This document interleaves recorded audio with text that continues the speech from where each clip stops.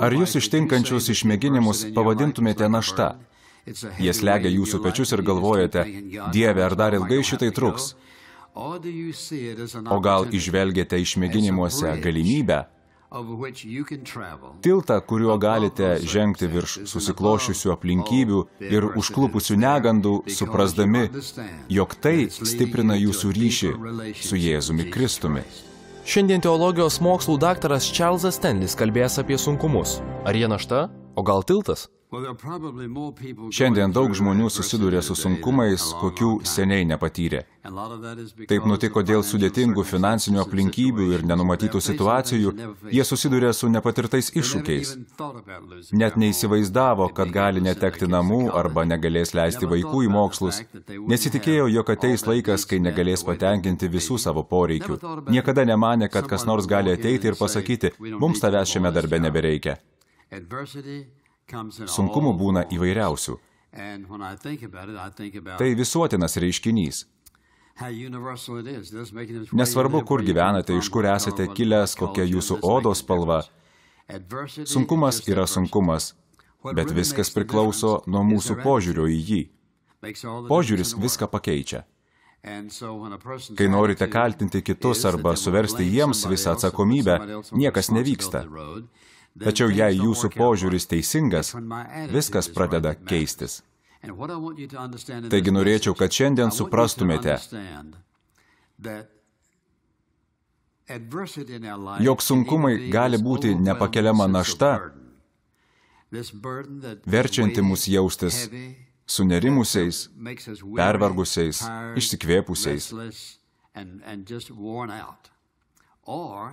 Tačiau tas pats sunkumas gali tapti tiltu. Tiltu vedančių į gilesnius santykius su Dievu. Viskas priklauso nuo mūsų požiūrio ir supratimo, kaip veikia Dievas. Ar jūsų gyvenime sunkumas yra našta? Ar vis dar galvojate, kiek dar laiko turėsiu šią naštą kęsti? O gal sunkumą matote kaip galimybę? Kaip tiltą, kuriuo keliaujate per visas aplinkybės, suprasdamas, kad einate gilesnių santykių su Kristumi link. Apaštalas Paulius yra geriausias Biblijoje aprašytas pavyzdys žmogaus ne tik patyrusio įvairių sunkumų, bet ir suvokusio pagrindinius principus. Atidžiai paklausykite ištraukos, kurią netrukus perskaitysiu. Užsirašykite visus punktus. Jie padės jums, įgalins teisingai reaguoti į patiriamus sunkumus, padės suprasti, ką Dievas daro jūsų gyvenime, suformuos kitokį požiūrį į visą, kas vyksta jūsų gyvenime. Antrojo laiško Korintiečiams 12 skyriuje Paulius rašo apie daugybę dalykų susijusių su bažnyčia.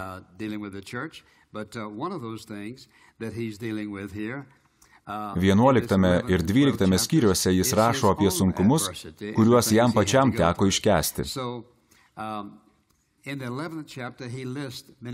Paulius pasakoja, kaip Listroje buvo apmėtytas akmenimis ir paliktas mirti, išgyveno laivo sudužimą ir buvo paliktas skęsti vandenyje. Keletą kartų jis buvo muštas lazdomis, daugybę kartų įkalintas. Keletą kartų jį bandė nužudyti. Pauliaus gyvenimas taip klostėsi nuo to laiko, kai buvo išgelbėtas ir išvyko į Arabiją, kad geriau suprastų Dievo žodį. Kai jis sugrįžo ir pradėjo pamokslauti, vienas sunkumas sekė kitą. 28 eilutėje jis baigė sąrašą žodžiais. Be kita ko, kasdien vargstu, rūpindamasis visomis bažnyčiomis. Jis kalba apie tai, su kuo kasdien susidurdavo. Ne kartais, o kasdien jis jautė naštą. Kasdien rūpinosi visomis bažnyčiomis, kurias pradėjo, nes į jas skverbėsi neteisingas mokymas. Kitaip tariant, Paulius turėjo didžiulę atsakomybę ir galimybę. Iš tikrųjų, tai kėlė daug sunkumų. Ko jis išmoko? Kaip jis tai ištvėrė? Koks buvo jo požiūris? Pažiūrėkime, ko jis išmoko, kas jums ir man padėtų susidūrus su sunkumais. Išbandymų neišvengsime, tačiau svarbiausia, kaip į juos reaguosime. Ar sunkumus sutiksite norėdami juos nugalėti? Ar bandysite juos ignoruoti? Nieko iš to nebus. Nepadės joks alkoholis, seksas, narkotikai ar kitoks malonumo ieškojimas. Taigi, kaip reaguosite? Ar susidūrę su sunkumu po juo palūšite? Sakysite, kaip nors išspręsiu. Ar imsitės rimtai juos spręsti? Šioje pastraipoje apaštalas Paulius dalijasi keliomis ypatingomis tiesomis, kurių pats išmoko. Jos padės jums susidūrus su kiekvienu sunkumu. Labai atidžiai paklausykite, nes norite ar nenorite, sunkumai vis tiek užklups. Tačiau svarbiausia, kaip į juos reaguosite. Nesuskirščiau punktų pagal svarbą, kaip gali kam nors pasirodyti. Tiesiog pradėsiu nuo to, ko išmoko apaštalas Paulius. Noriu paraginti jūs užsirašyti šiuos punktus. Pirmoji tiesa, išgyvendamas sunkias akimirkas, Paulius išmoko būti patenkintas. Dauguma žmonių to niekada neišmoksta, būti patenkinti sunkiomis akimirkomis.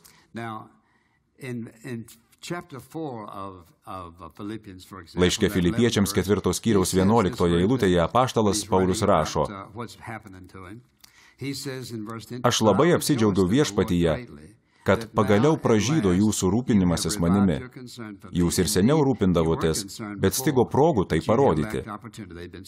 Jie ėmė rūpintis juo, ko anksčiau nedarė. Toliau jis sako, suprantama, aš visai nemanau skųstis stoka, nes išmokau būti patenkintas savo būklę. Dabar vėl grįžkime į antrojo laiško Korintiečiams 12 skyrių. 10 eilutėje apaštalas Paulius rašo: Tad džiaugiuosi kuo? Silpnumu, paniekinimais, bėdomis, persekiojimais ir priespauda. Dauguma žmonių šie dalykai sugniuždytų. Paulius sako, aš jais džiaugiuosi. Kodėl jis taip sako? Nes žino, kaip reikia reaguoti. Suprato, kad per sunkumus keičiasi jo santykiai su Jėzumi. Suprato, kad sunkumai nesutriuškins jį, bet kad jis gali būti patenkintas. Nepamirškite, jog laiškus Filipiečiams, Efeziečiams ir Kolosiečiams jis rašė iš kalėjimų. Jis kalėjo tai vienur, tai kitur. Paulius rašo apie tai, kad susidurdamas su sunkumais išmoko būti patenkintas. Yra tik vienas būdas būti patenkintam. Kai išvardysiu visus punktus, atsiskleis visuma ir tai suprasite. Antroji tiesa yra ta, kad savo silpnume Paulius patyrė antgamtinę Dievo jėgą. Sunkumai mus emociškai arba fiziškai susilpnina. Mes tampame neramūs, pavargę ir nusilpę. Apaštalas Paulius suprato, kad jis gali patirti antgamtinę Dievo jėgą. Antrajame laiške Korintiečiams 12 skyriaus 10 eilutėje jis rašo: Tad džiaugiuosi silpnumu, paniekinimais, bėdomis, persekiojimais ir priespauda dėl Kristaus, nes būdamas silpnas, esu galingas. Jis sako, štai ko aš išmokau. Supratau, jog silpniausiamis gyvenimo akimirkomis, kai galvodavau, jog daugiau nebeištversiu, prisimenate, ką jis minėjo, kasdienę rūpesčių bažnyčiomis naštą. Buvo bandoma jį nužudyti, užmėtyti akmenimis, jis buvo plakamas rykštėmis. Jis išmoko, kad kai yra labiausiai nusilpęs, jam padeda didelis antgamtinės jėgos antplūdis. Kai atrodė, jog nebeištvers, Paulius ėmė suprasti, kas yra jo viešpats. Paulius suprato, kad jame per šventąją dvasią gyvena Jėzus. Būtent tada, kai atrodė, jog nebeištversiu, pajusdavau stiprinantį ir įgalinantį Kristaus buvimą manyje.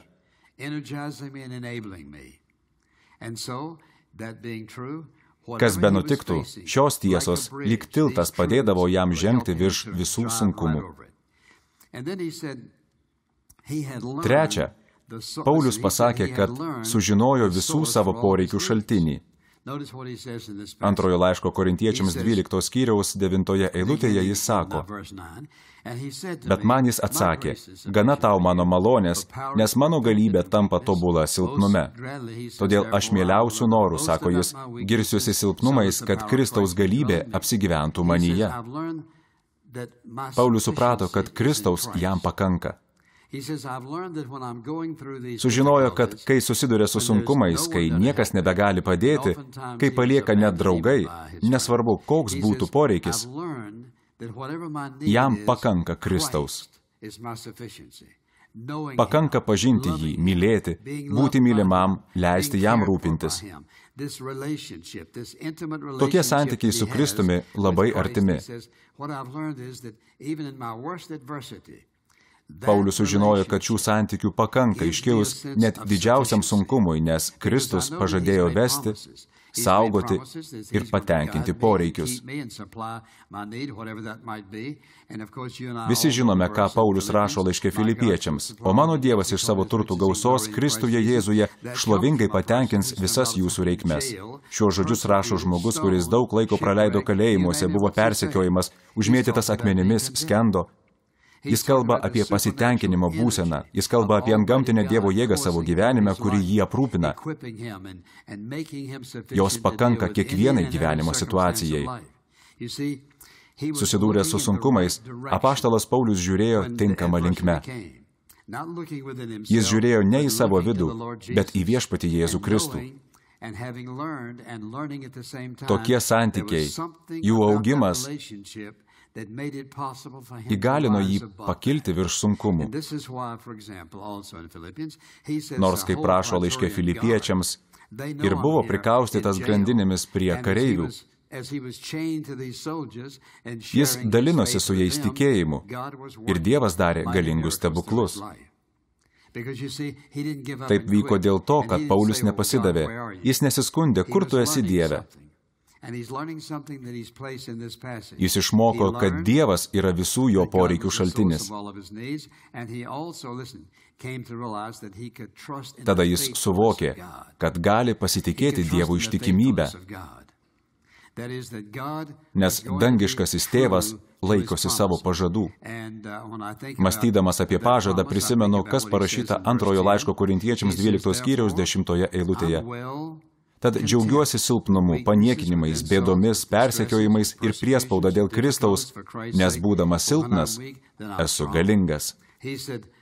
Paulius tikėjo, kad Dievas bus ištikimas ir tesės savo pažadą, patenkins jo poreikius. Tikėjo, kad susidūrus su įvairiomis sudėtingomis gyvenimo situacijomis ir aplinkybėmis, viešpats bus jo stiprybė. Kai užklupus sunkumams žmogus pradeda abejoti Dievo ištikimybę, Dievas nori, kad jis atsigręžtų ir paklaustų savęs, ar iki šiol Dievas buvo ištikimas, ar tesėjo pažadus, ar atsakė į maldas. Dievas negali būti neištikimas. Tai priešinga jo prigimčiai. Dėl to mes ir galime pasitikėti juo. Kokioje situacijoje bebūtume, per kokias aplinkybės beeitume, galime pasitikėti tuo, kas ir koks jis yra, ir kad jis padarys tai, ką sako, kad nepaliks. Paulius išmoko dar vieną labai vertingą dalyką, kad Dievas jo tarnystę vertina labiau nei jo troškimus. Antrajame laiške Korintiečiams 12 skyriaus 7 eilutėje skaitome: Taip pat dėl nepaprastų apreiškimų.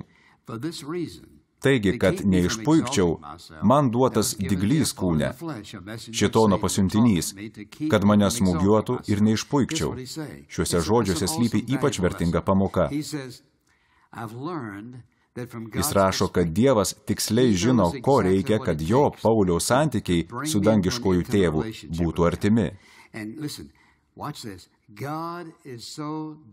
Dievas trokšta, kad mes su juo turėtume šį gyvą, amžiną, džiaugsmingą, neapsakomą artumą.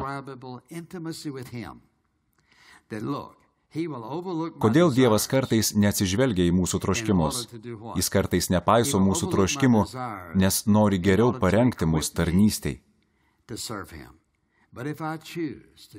Jei mes pasirenkame mirkti savigailoje, prarasime nuostabiausią galimybę. Ta galimybė tai ne tik būti Dievo tarnu, bet nuostabiai ir artimai su juo bendrauti. Iškilus konkrečiam sunkumui, šis bendravimas plėtojasi. Toliau Paulius rašo, kad jis išmoko, jog sunkumų metu Dievas sustiprina jo žinią sekėjams.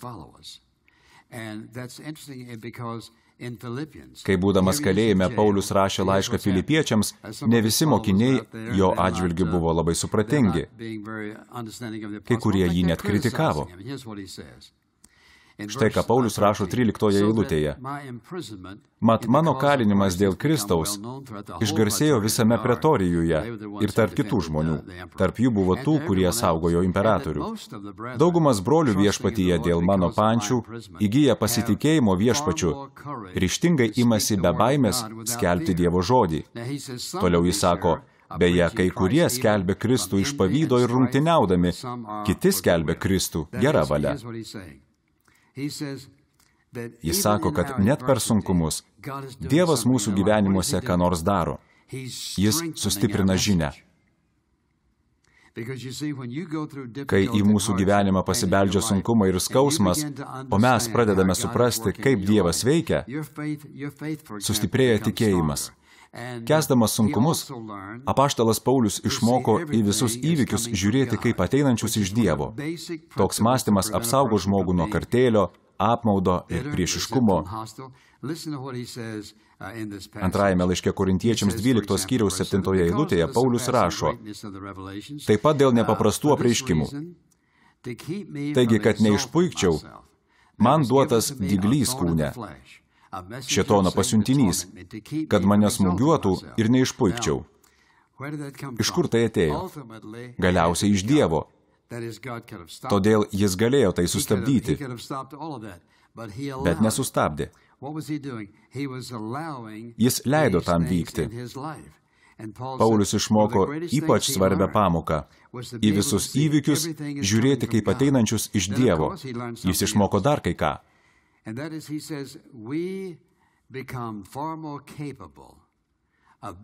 Mes žymiai geriau mokame paguosti kitus žmones, kai patys ištveriame sunkumus ir atrandame paguodą. Šioje pastraipoje Paulius tai pakartoja įvairiais būdais. Grįžkime prie to, ką jis pasakė antrojo laiško Korintiečiams 1 skyriuje. Pradėdamas šį laišką, apaštalas Paulius sako, tebūna pašlovintas Dievas, mūsų viešpaties Jėzaus Kristaus tėvas, gailestingumo tėvas ir visokios paguodos Dievas, kuris guodžia mus.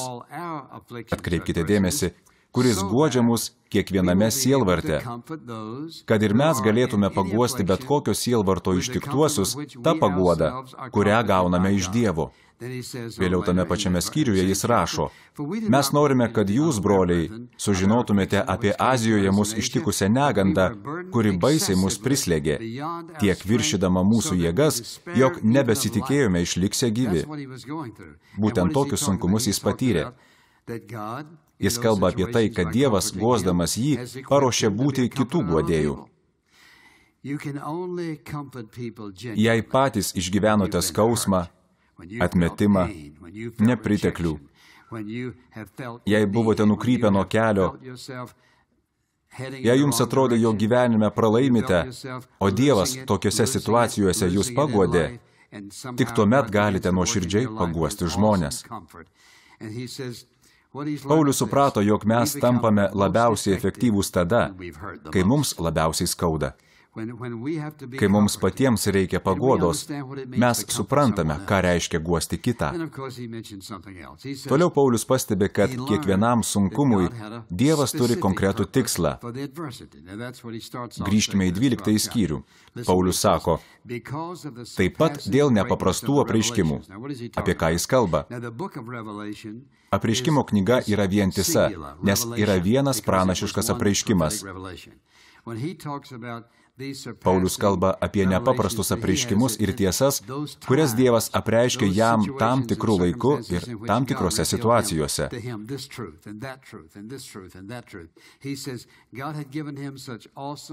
Tie apreiškimai buvo tokie didingi, jog tam, kad nepasididžiuotų, jis rašo, kad neišpuikčiau, man duotas diglys kūne, šėtono pasiuntinys, kad mane smūgiuotų ir neišpuikčiau. Pagalvokite apie tai. Kai einate per sunkumus, užduokite klausimą, Dieve, o koks tavo tikslas? Turite teisę to klausti, netgi reikėtų to klausti, koks tikslas? Paulius sakė, žinau, koks tikslas. Atidžiai paklausykite, jei Dievas viskam, kas vyksta jūsų gyvenime, turi tikslą, ar tas tikslas yra blogas ar geras? Nelabai norite atsakyti, suprantama. Paklausykite. Dievas yra geras, tobulas, besąlygiškai mylintis. Taigi viskam, kam jis leidžia įvykti jūsų gyvenime, jis turi konkretų tikslą. Tas tikslas geras ne tik jam, bet ir jums. Jis sakė, žinome, kad viskas išeina į gerą. Mes manome, kad viskas tai malonūs, mieli, prabangus ir visi kiti nuostabūs dalykai. Tačiau Dievas yra visų dalykų priežastis, taip pat ir skausmo, kančios, sunkumų. Mes neteisingai interpretuojame šį žodį, suteikdami jam reikšmę, kuri mums patinka. Žinome, kad viskas reiškia viskas, išeina man į gerą. Nes jis myli mus. Kad ir kaip būtų sunku, jei tikrai tuo tikite, sakysite, man skauda ir man tai nepatinka. Tačiau šventajame rašte skaitau, jog Dievas panaudos tai, kad tai išeitų man į gerą. Be viso to, Paulius išmoko, kad gali džiaugtis sunkumuose. Man labai patinka laiškas Filipiečiams, nes ten yra daug nuostabių eilučių. Pažvelkime į 4 skyrių, čia skaitome. Visuomet džiaukitės viešpatyje. Ir vėl kartoju, džiaukitės. Jis rašė iš Romos kalėjimo. Ir kalbėjo apie džiaugsmą. Kodėl? Nes suprato svarbų dalyką. Užuot troškęs pabėgti iš kalėjimo, arba kad kas nors jį išgelbėtų, užuot dieną naktį maldavęs Dievą išgelbėti jį, jis savo širdyje ir prote apmąstė nuostabiausius dalykus. Koks yra Dievas, kuriam jis tarnauja? Nesvarbu, kokie sunkumai jūs supa. Dažniausiai negalite jų kontroliuoti. Nuspręskite, kaip mąstysite apie šiuos sunkumus. Ar mąstysite apie juos kaip apie tiltą, kurį jums tiesia Dievas? Šis tiltas atves jūs į tokius artimus santykius su juo, kokių joks žmogus žemėje negali sukurti, kurių negali apriepti jūsų protas. Tai tokie santykiai, dėl kurių jūs mirė, kad jie taptų įmanomi.